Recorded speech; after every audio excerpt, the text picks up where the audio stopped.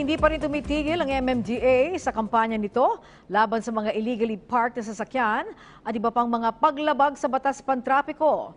At ang tinututukan ng kanilang clearing operations ngayon ay ang mga kalsada sa Malate, Maynila. Ang sento po na balitang yan mula kay Mark Fetalco.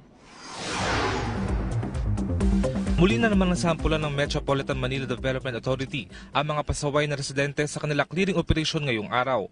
Sa Leverisa Street sa Malate, Maynila, hindi umubra ang mga iligal na nakaparadang sakyan. Pinagatanggal din ang mga halaman na halos sinakop ang daanan.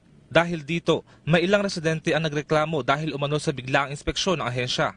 Ano ba kasalanan? Pag hinahanap buhay yan, pipirwisin nyo hanap buhay ng mga tao dito mahirap. O ano bang kailangan nila? Hindi magandang ginagawa nyo. Sa kabilang banda, may ilan pa rin na natuwa sa hakbang na ito ng MMDA. Marami kasing nahihirapang dumaan sa kanilang lugar, lalo na kung may emergency. Pag nagkasunog, is madali makakapasok yung mga bumbero. Yun po, maganda rin po yung ginagawa ninyo. Kaya lang minsan naman po, bibigyan po, magtitimbre naman din po kayo para yung iba naman. Kasi iba, ito yung bahay, ayan ang sasakyan.